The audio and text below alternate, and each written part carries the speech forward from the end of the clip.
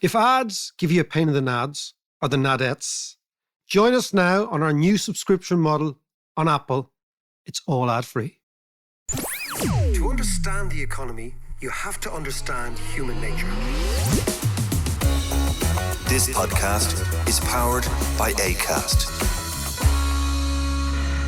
Podcast time, and this podcast is coming to you from Gothenburg on the west coast of Sweden, where I am giving a speech. Well, I've actually just given a speech.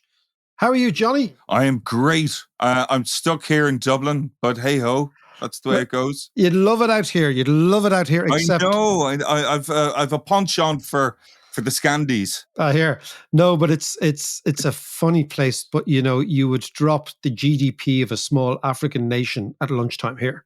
Oh, it is so expensive. What's the price of a pint? Well, that's always a good gauge. It's a tenner and change. I mean, it's really, really expensive.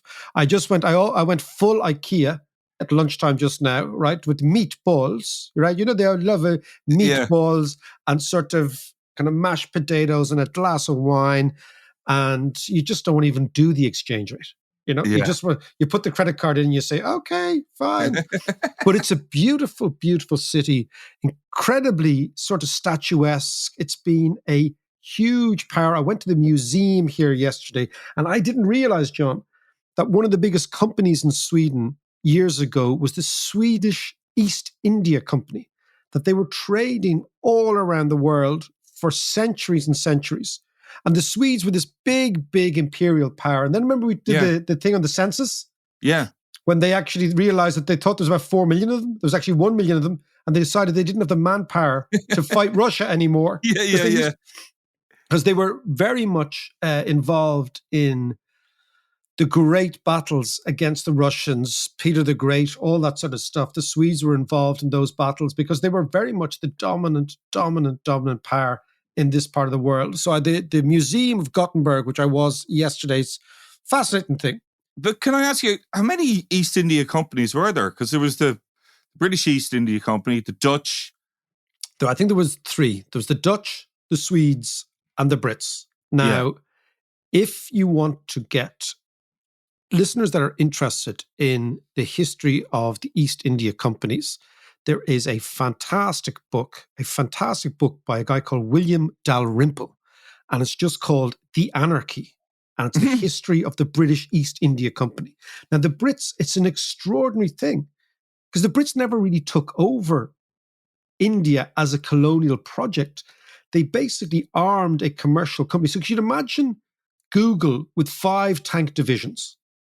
That's exactly, and nuclear warheads. That's what the East India Company was. And they went they went around the backside of India, and they took them over from Calcutta. And that's what the Brits did under a fellow called Clive. And it was just wholesale looting on an extraordinary level. Whereas the Dutch had a different idea. Their idea was they were going to bring spices from Indonesia. But of course, when the Indonesians decided to get uppity, what did the Dutch do? They took them over and turned it into a colony as well. Yeah. So there were no beauties in this beauty parade. But what is interesting in this part of the world is you get this maritime sense of an outward-looking population. And I'll tell you, I was doing some research last night, John, ahead of this speech I was given.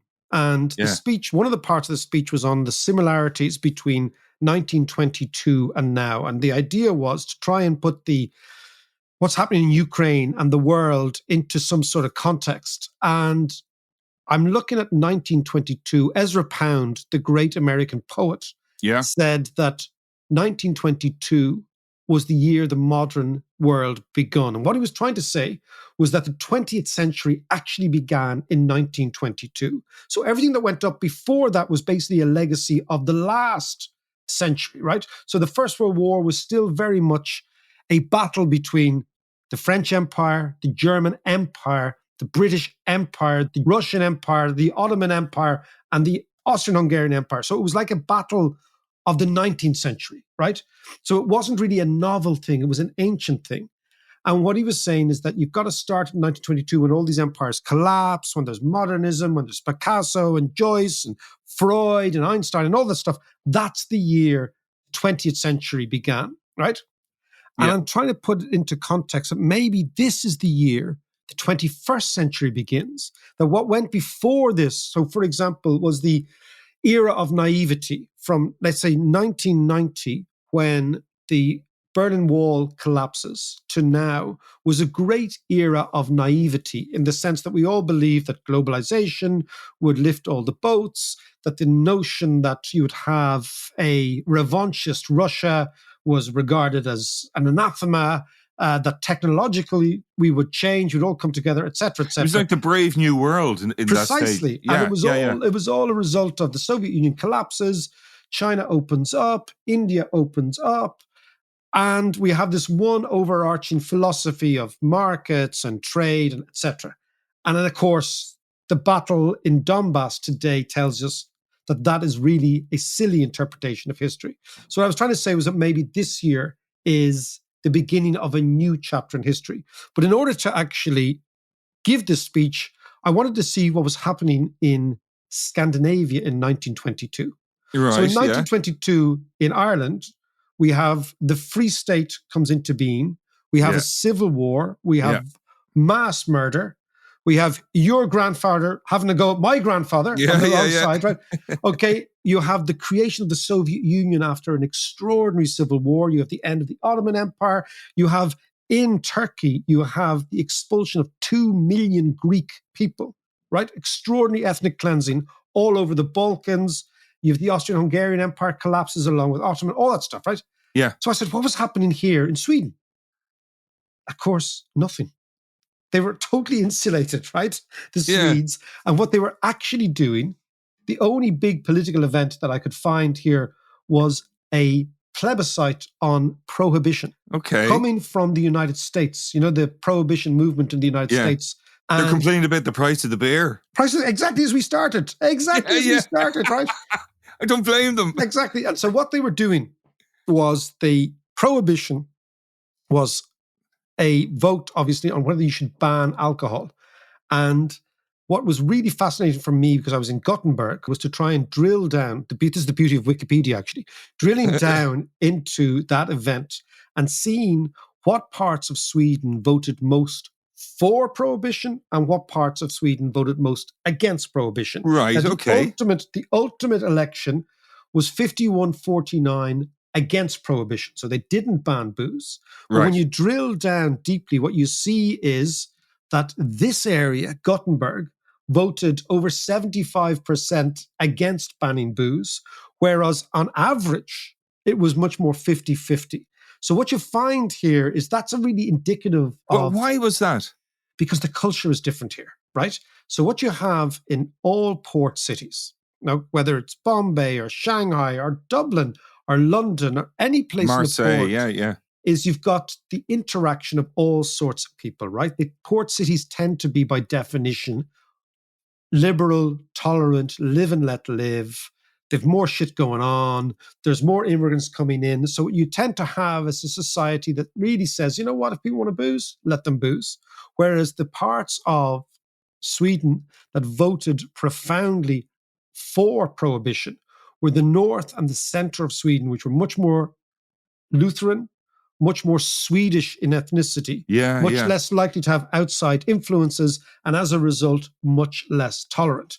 So I always think that one of the interesting things is, you know, when you're looking at statistics, do GDP and wages and yada, yada, yada, but actually drill down into unusual statistics because they reveal much more about the people Yeah. that you don't yeah. actually see. So on my odyssey, I'm on an odyssey. I'm going to Turkey from here, John. I'm on an odyssey around the world, right? I don't think you're ever going to come home. Jeez, I would love that.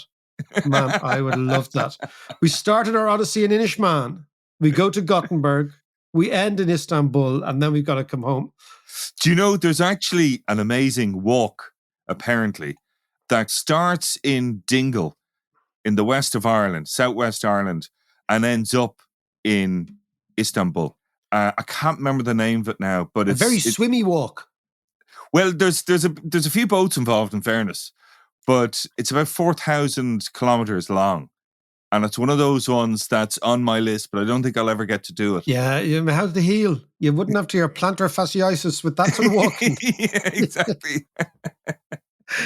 So what are some of these odd statistics that you've been looking up, delving into, unearthing? Unearthing. Well, I mean, this is the whole idea. So I suppose, John, the interesting thing for me always has been that statistics. I've always told you that the most civilized countries are the countries with the best statistics, right? That measure things, that actually give you a day-to-day record. It's almost like a testimony of what's going on the ground. So in 1922, I thought the best statistic, of course, was who voted for prohibition and how, when you drill down, various different parts of Sweden voted differently.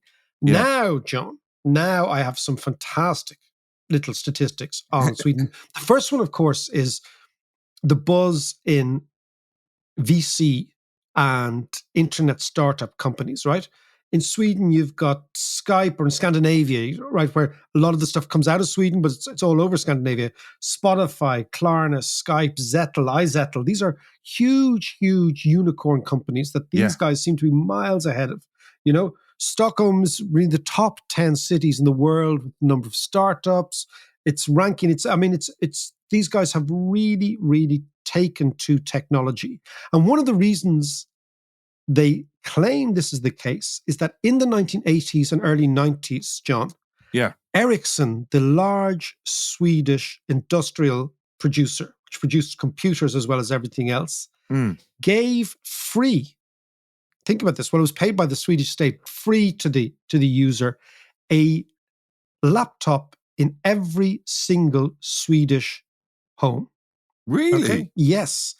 And as a result of this, you have a level of technological ability, you have a level of cyber understanding, you have a level of internet savviness in this part of the world, because you've let now 3 generations, or at least 2 generations, who have been online. That's incredible. I mean, was there any sort of government subsidy in that? Absolutely, yeah. The government said, look, this is the way of the world. This is the way we're going. And we're just going to give everyone, and it's interesting, they didn't demand anyone do exams or anything. They just said, here in the corner beside the telly is a yoke called a laptop. Work it if you want. Yeah. And of course, what you find is, do you remember the open source code writing sort of almost free base competition to Microsoft? Was Linux or somebody. And that all comes from up around here. It all comes from Scandinavia, from Finland and Sweden. So they're miles ahead in various things. And of course, what you see now is, in terms of internet startups, there's a very, very vibrant ecosystem here. But that's what I saw that as well in Norway when I was there, 6 months ago or whatever. There was a big startup, particularly in the energy market, big startup scene there. Yeah, and it's just that, it's an extraordinary thing. But another statistic I read the other day was 40% of Swedes, this is a really interesting statistic, feel safe walking alone in the dark. 40.3% of Swedes, vis-a-vis 27% the EU average, and a country like Lithuania where only 9% of people feel safe. And that's a statistic that tells you something enormous about trust in the society, about how the society operates, about how people deal with each other. 4 out of 10 people feel really safe, which is extraordinary. Only 13% of the population have reported any crime, any violence, or any vandalism in their area, which is, again, that's incredible. And actually, and that again, comparing to Norway, trust was a massive part of Norwegian culture, but obviously the Scandinavian culture in general. Yeah, trust in their institutions, trust in each other, trust in walking a dark street at night. Well, imagine now what trust does to business, right? Because if you have very, very strong levels of trust in society, the cost of doing business collapses, right? Because most of the problems in business are people welching on deals, or many of the problems in business. And that normally in the past, John, was reflected in the rate of interest. So if you didn't trust somebody, you actually charged a higher rate of interest when you were lending to them. Yeah. If you didn't trust somebody, you employed more lawyers to kind of lawyer up the contracts. If you didn't trust people, you didn't give them any sort of sense of autonomy in how they worked. But if you have trust in the system, the cost of business collapses, the cost of money collapses, the cost of lawyers collapses because you don't need them, and ultimately the cost of going to court collapses. So there's a whole add-on for a society that begins to actually trust each other. And that comes from somewhere very, very deep. I'll give you another extraordinary statistic, right? These people, the trust in their legal system is 6.7 out of 10, vis-a-vis 4.5 out of 10 in the EU average. They only work 30 hours per week, and they do that willingly. Remember, the French had to actually impose 30 hours a week. These people do it willingly, and yet they've much higher wages. We're going to talk to Martin Sambu in a minute as to why that is. But lastly, John, you know who was born in Gothenburg? Bjorn of ABBA, okay? These are the statistics I come out with. But if you look at amazing, you think about the exports from Sweden, you think like Volvo and ABB and all these things you always think about, right? Yeah. Music is one of their IKEA and biggest stuff. music is one of their biggest exports. ABBA, Alcazar, Rosette, Avicii, the Swedish House Mafia, Robin, all these are huge, huge sellers around the world.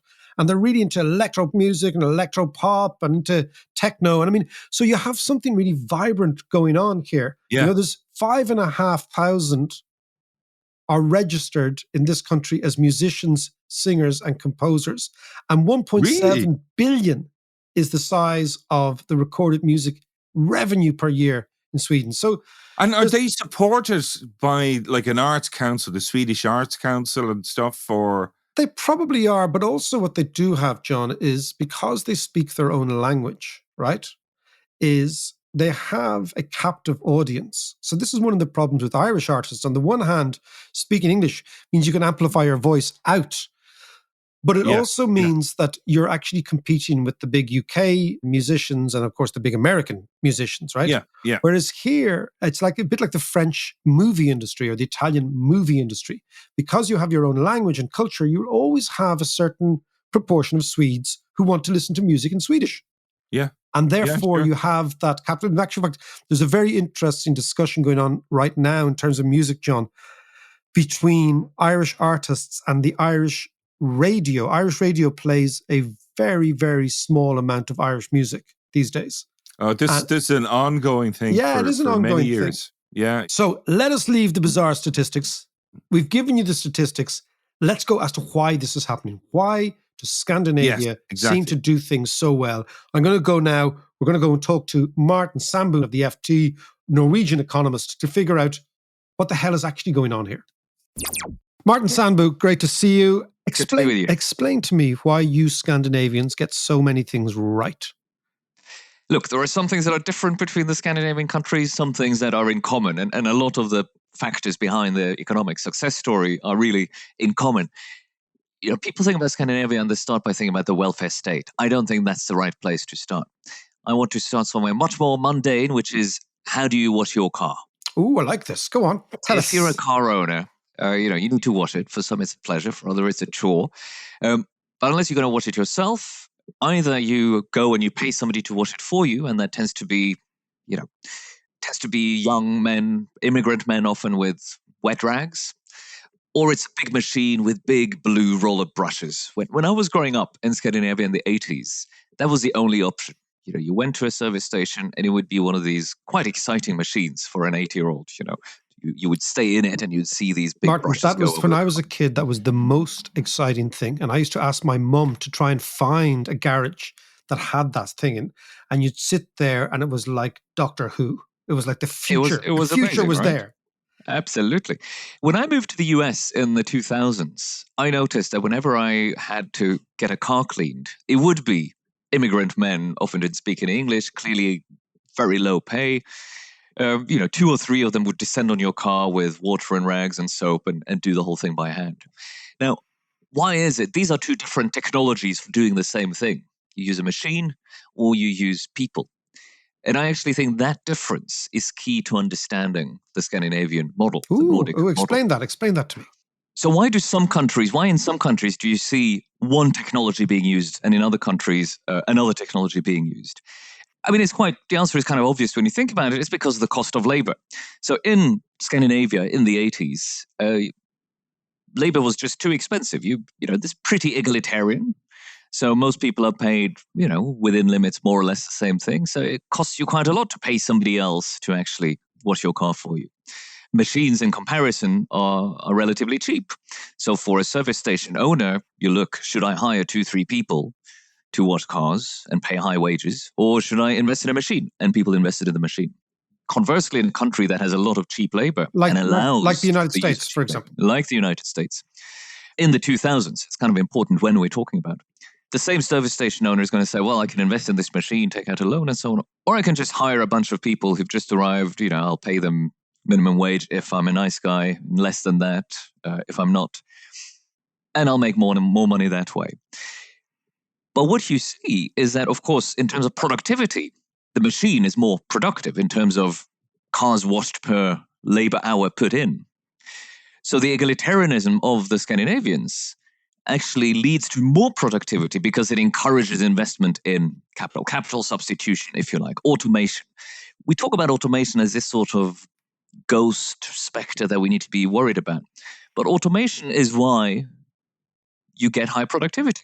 And high wages at the lower end is the way you create incentives for businesses to invest in machinery. That is really a big part of the Scandinavian story. Now, why have wages been high at the low end in Scandinavia? That has to do with institutional history. You were talking about the year 1922, as the start of the 21st century, the 20th century. Yes. In all 3 Scandinavian countries in the late 20s, early 30s, there was a move to a tripartite organization of wage bargaining. So this happened before the Second World War. And in all 3, you started instituting this collaborative system between employers, employee unions, and the government, at least, to mediate or create a supporting environment. And that's, in various forms has been there since then. And we just stop there. We had a thing like that in Ireland called social partnership, which was this basic idea of corporatism, that unions and the companies and the state would sit down. They'd say, look, we can probably afford a 3 or 4% wage increase this year across the board. There'll be various different iterations for various industries, but in general, we will move up together. So we had the same thing in Ireland, this sort of social partnership. So you put this in place a long, long time ago in Scandinavia. Exactly. In the late 20s, early 30s, this was established and it stayed in place. And it works very well. The effect is that you have compressed wage distribution. So the lower wages are higher than they would be otherwise. The higher ones are a bit lower than they would be otherwise. And what does that do to a business owner? It creates an incentive to try to make do without low-paid, low-productive labor and instead have machines do those things. And it, of course, incentivizes you to hire more skilled workers because that's kind of cheaper than it would otherwise be. So relative to a uncoordinated system, that's the incentive you get. And of course, high-skilled labor together with machinery, that's a good recipe, right? You get more productive work that way. Now, that's only part of the story, but it's the essential part of the story. And we need to get rid of this idea that there's some tension between some degree of egalitarianism and productivity. What the Nordics prove is that egalitarianism can contribute to higher productivity. Well, this is kind of fascinating. This is fascinating, Martin, because for many people listening, particularly in Ireland, we speak the English language. We are much more invaded by or open to Anglo-Saxon ideas of how the country and economics works. And one of the sort of mantras is this notion that a country cannot grow without what they call a flexible labor market, which ultimately means some people getting paid piss poor wages. Actually, that's what it actually means, right?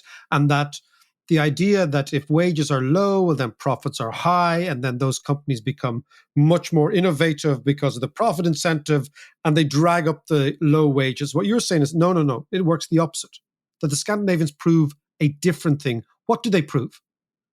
So I said egalitarianism can be a contributor to productivity. Now, it's not egalitarianism because of redistribution. This is another thing people sometimes misunderstand about the Scandinavian countries. They are egalitarian economies. It's very true. But the astonishing thing is how egalitarian they are before redistribution. So before taxes and transfers and subsidies and so on, and benefits. It's the market itself creates a reasonably egalitarian wage distribution. And that's happened because of this tripartite institutional organization of the labor market. But the effect is that there's actually less work for redistribution to do. That doesn't mean the state doesn't have a lot to do, but in terms of just taking from the rich and giving to the poor, the differences are smaller to begin with. So it's equality in the market rewards itself as an incentive to invest in a way that makes things more productive. But let me say one other thing, because you contrast this with a flexible labor market. Now, let's think about how we define flexibility. What is flexibility? If I ask you which are the countries in Europe, name me the two countries in Europe that have the highest rate of job-to-job moves, highest churn in the labor market, if you like, the rate of employees going from one job to a next in a quarter and in a year. Well, I presume you're going to unveil Scandinavians. I am, isn't I? Yeah. I would expect a country like Ireland would probably have quite high churn of jobs. So it's Denmark and Sweden. Denmark and Sweden. So traditionally, for example, the Brits would always say, well, we must have a much higher churn because we have this. So Denmark and Sweden, people change jobs more often. Yes. Wow. Denmark and Sweden have the highest rate of job-to-job moves in, I don't know if it's the EU or in Europe. It would have been included the UK, because back when these statistics were drawn up, that was before Brexit. So Sweden and Denmark have the highest rate of job market churn. That seems to also contribute to productivity. Why? Because it's a sort of flexibility that allows people to move from a good job or some job to a better job, yes, presumably, where they get paid more. So churn can also be good. So it depends what sort of flexibility you have. It'd be wrong to say that the Scandinavian labor markets are not flexible. They have quite high rate of job protection, a high degree of job protection, but they're flexible in the sense that people move about a lot. Well, it's very interesting you just talk about the role of state and the redistribution, because in Ireland, and for our Irish listeners, the Irish state works hardest in the EU to rebalance. So we tax more, we give out more. But what you're saying is the state doesn't need to be overburdened to such an extent. The reason the Irish state actually redistributes more is because the original market outcomes are so unequal.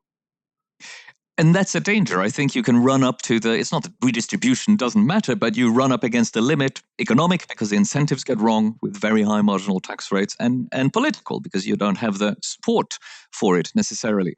In any case, you won't get to where you want to be if you have too much inequality before redistribution. Now, there are other things the state has to do that are important if you want to kind of think about the secret sauce of Scandinavia. One thing is to have a highly skilled population. So these countries are also the ones that spend the most on education in terms of public funding, so that any company that wants to upgrade knows that there's a big pool of skilled labor out there.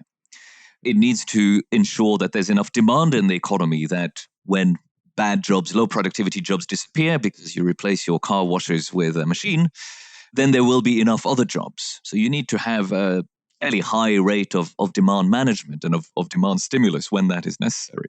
So these things are very important, and you need a package of all of them. But at the core of it is this idea that it's a good thing for productivity, for business productivity, for the lowest wages to be driven up. Now, there's a bit of a postscript to my story about the car wash, or a prequel and a sequel, if you like. By the way, this is a fascinating discussion. It's also based on chapter 6 of Martin's book, The Economics of Belonging, which is a fantastic read if you want to understand basically what is happening in terms of political movements, in terms of social movements, trying to get your head around why the economy isn't delivering for enough people to allow people to remain secure in their jobs, secure in their countries, and not lurch to the extremes of right and left. So the Economics of Belonging, and I think it's out in paperback quite soon. That's Martin? Right. Yeah, and chapter 6 starts with this notion of the car wash and taking the car wash as a microcosm of explaining Scandinavia. So let's go forward. Go on. Allow me to say one more thing about the car wash example, because there's a sort of prequel and a sequel. Where was the automatic car wash invented? In the US, back in the 40s. And in the 50s, that would be the sort of service that was spreading. But by the time I went to the US in the 2000s, that was much less common, right? It was being replaced by immigrant labor, low wage, low productivity labor. Similarly, in Norway, when I go back to Norway now, for the last decade or two, I've started to see hand car washes again, often immigrant men, probably underpaid with labor laws not enforced, who wash your car by hand, and gee, you get a very cheap car wash because of that. But so you see, both countries have moved in different directions. So when we're talking about matters here, and I would put this down to how back in the 40s and 50s, you had a more egalitarian market wage distribution in the US. So there were incentives for automation. Those incentives disappeared as inequality increased. In Scandinavia, well, you've had quite a bit of immigration from poorer countries. It's not that the immigration itself drives down wages, I don't think, but if it circumvents the system that's already in place, if labor agreements are not enforced, or there are people who are just not included because they're not part of the union, because they haven't grown up there, then this system starts to creak a little bit. So there are challenges to the Scandinavian model today. Well, can I just, before I ask you about the challenges, it's interesting you talk about productivity and high wages, because many scholars are trying to explain over the years, or have been trying to explain, why the Industrial Revolution started in England. Like, why in England, and in particular, why in the north of England did you get this extraordinary increase in productivity? And one of the most plausible reasons is because English wages were already double French wages in the late 18th century.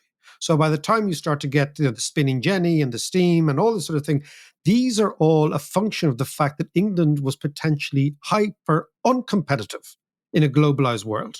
And what the English responded to, the English entrepreneurs, the English system responded was by investing enormous amounts of energy and intellectualism and raw entrepreneurial talent into creating automated car washes from the 18th century, right? So all their innovation wasn't a function of the fact that labor was cheap, as many right-wing commentators were saying, that labor was cheap in England and that actually kickstarted the Industrial Revolution. Was actually the opposite, that labor was expensive in England.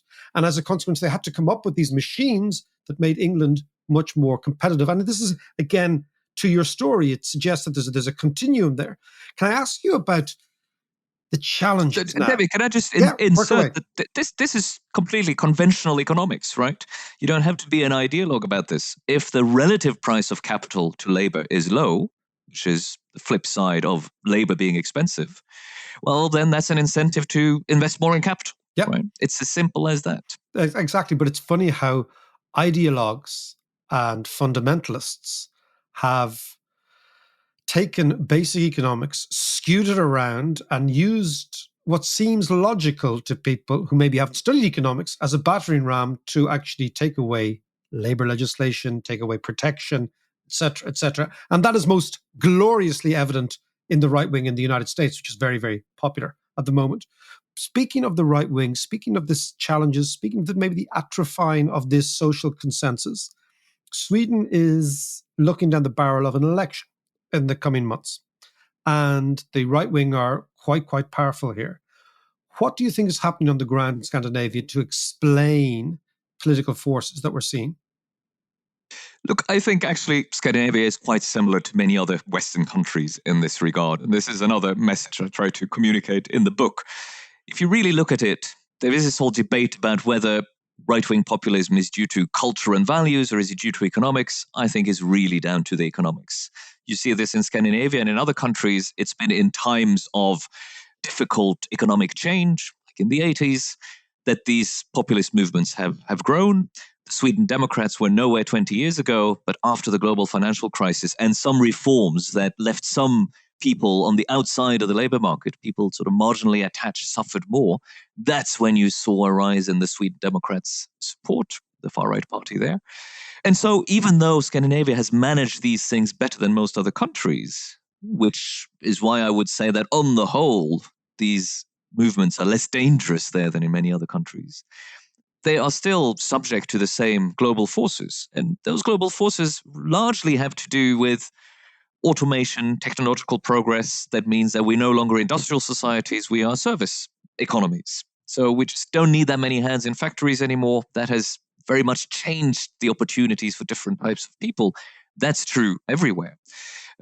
And I think that is really at the root of this political backlash against liberal democracy. I want to ask you just one last question before we go, Mart, which was, as a result of Brexit, to the extent that there is a thinking class in Ireland, what I mean a thinking class, a policy thinking class, that think about these big things, we sometimes don't necessarily have that, and we don't really have a vibrant think tank infrastructure.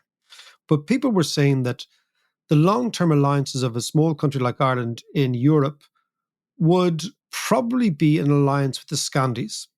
That Brexit's gone, so the Brits are gone. They were always our sort of our enemy and our allies in many, many ways. Our enemy in terms of your cultural stance, but actually in practical day-to-day workings in the EU, we were very, very close to the British, right? They're now gone.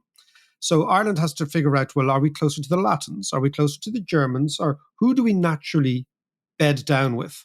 And there's this sense that ourselves, Netherlands, and the Scandies are more philosophically aligned. Do you see something like that emerging in Europe, where Europe actually splits into sort of blocks? I'm talking about ex-Ukraine, before Ukraine happened and maybe after Ukraine, that the blocks would be more philosophically aligned, sort of almost like a post-Viking alliance of this neck of the woods. So look, David, I've seen flashes of that. There was, something called the new Hanseatic League of northern countries, including the Baltics and other small countries. There's a group of so-called like-minded nations. That's also the northern small ones, largely. But it seems to me that these have ended up being ad hoc alliances. So I don't really see, and I'm a bit surprised by it, don't really see a sort of unified philosophical bloc. Even the Scandinavian countries. Well, Norway is not in the EU, but Sweden and Denmark are. So is Finland, Nordic, but not a Scandinavian country. Even they, although they have very similar preferences on many things, are not really acting as a bloc. They talk to each other, they coordinate a bit, but they don't act as a bloc. So if even they don't manage to do it, it's not clear to me that a bigger one would. I think it would be a good idea.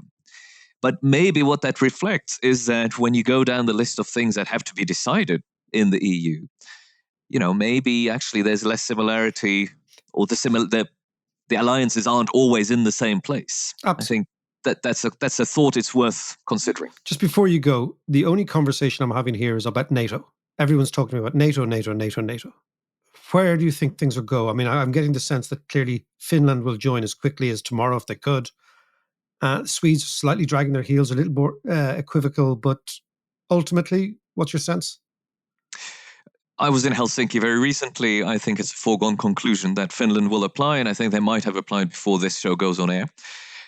Sweden is more cautious. It's a longer step for them. They have a longer tradition of neutrality.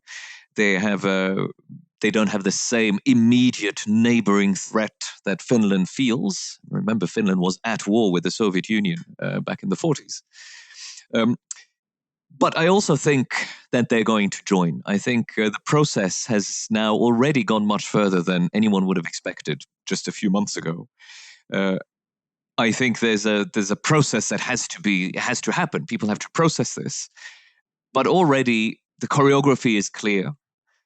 Already it seems that it would be difficult once they've started down this reflection to say, well, no, actually we'll keep things the way they were.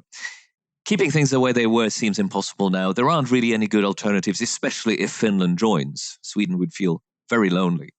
And of course, they'll be welcomed with open arms. So my bet is that we'll see both countries apply very, very soon. And then we'll be waiting for Ireland.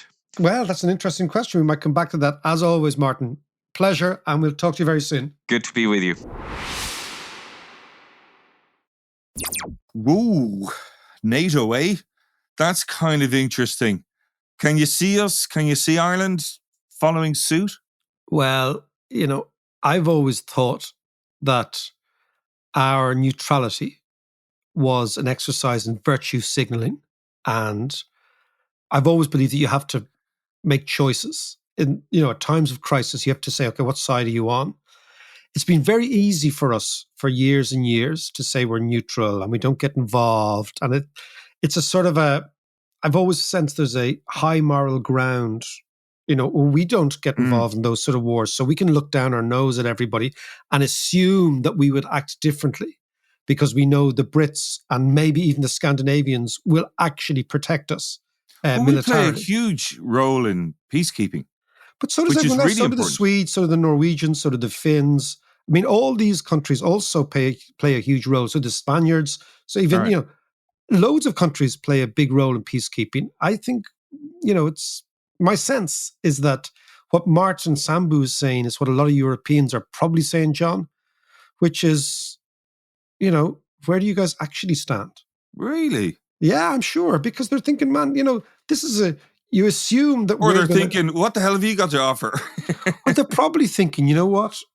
You're assuming that we'll fight for you guys. So it's the Yeah. ultimate free ride. Well, And that's true. not only that free ride, but while free riding, you're looking down the nose of the rest of us who have to make hard choices about what do we actually do? What side are we on? Do we deploy troops and whatever? So, I mean, I've always felt in terms of neutrality that you can have what I would call passive neutrality and active neutrality. So, give you an example from this neck of the woods. In the Cold War, the Finns actively used their neutrality, deployed their neutrality, and became a sort of a safe house for discussions. So you had lots and lots of Finland would say, we're neutral. Soviet Union and America, if you want to discuss things, discuss them here. We'll use our neutrality in an active way. Yeah. Do you remember in the ill-fated Palestinian-Israeli peace agreements, they were called the Oslo Accord because Yes. the Norwegians, although in NATO, said we're neutral in terms of politics, so you can use our place. In terms of Iceland, years ago, I was in Iceland at the location of the SALT talks between Gorbachev and Reagan, and it's a really little funny hut in Reykjavik. It's really incongruous, but that's where the things are. So I think that neutrality, if you use it very actively, and you say that we're going to deploy our neutrality, and we're going to allow people space to discuss things and to talk, then I think works very well. Our sort of neutrality, I don't know. I'm not sure. I haven't made my mind up on this one yet. What about you? I'm not sure. I understand the free ride element of it, but I do think that we play an enormous role in peacekeeping, and we're actually very good at it. But being neutral, being part of NATO, doesn't preclude you from peacekeeping. That's what I'm saying. I mean, no, I know, but if we just stuck to the peacekeeping and stayed out of the I take your point. The problem with the peacekeeping is you have to stop war beforehand. Like if you talk, I remember having we'll end here. I remember a really interesting discussion in late 1996. I am sitting in a small little village, John, called Živogoška. And Živogoška is down the Dalmatian coast, very close to the border of Bosnia. Right. And I'm with a friend of mine called Amra Kevic. And if you know about that side of the world, the first name Amra signals that you have some Muslim in your family. It's a Muslim name. Yeah. And Amra's father was a Muslim, and her mother, Milka Kevic, was a Croatian Catholic. And we're sitting in their house, and I am their guest. And it's a year after the Dayton Accord. So it's a year after the peace signed in Bosnia. And I'm talking to Milka. And Amra's dad had worked for the Yugoslavian, like everybody worked for the Yugoslavian government at a certain stage, but was a Muslim from Bosnia.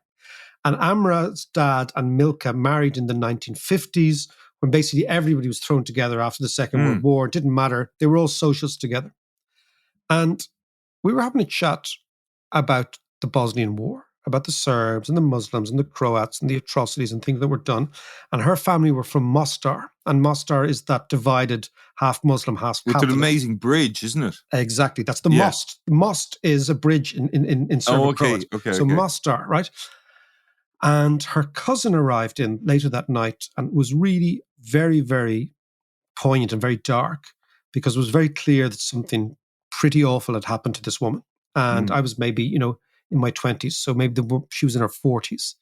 Right. So there was a lot of talk, and it was the atmosphere of the chat changed dramatically when she came. She'd lost her house and she'd lost lots of stuff in the war. And it was clear that worse had happened to her, but this wasn't being said.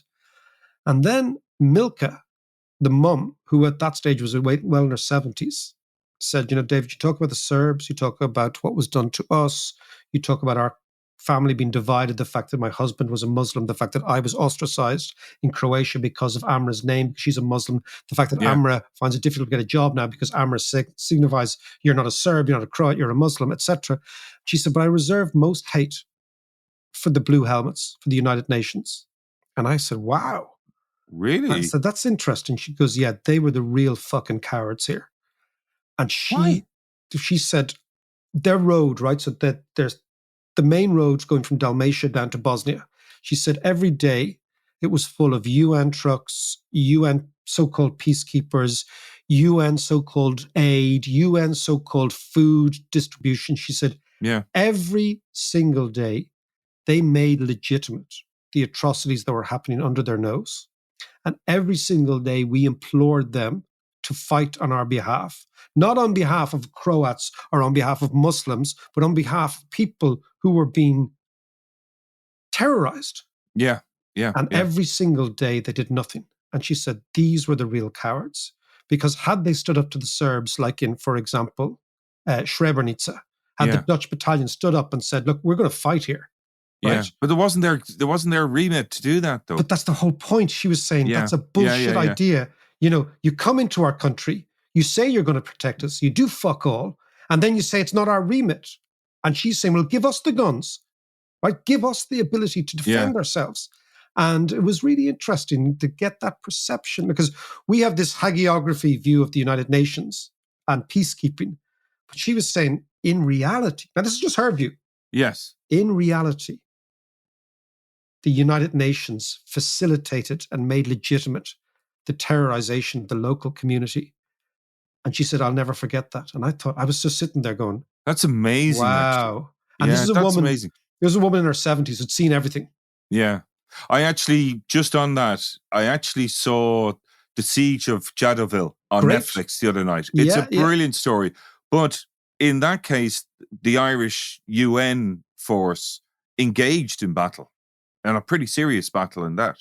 They absolutely did. And my recently passed away uncle Tommy Dunn was part of that. Oh, was he? Yeah. Mad stuff. Anyway. Wow. Time to go. We'll talk to you next week. Listen, if ads give you a pain in the nads or the nadettes, we're delighted to announce that we've a new subscription service on Apple, ad-free, 2 clicks, you're away. And it's all for the price of a pint, Mac. I know.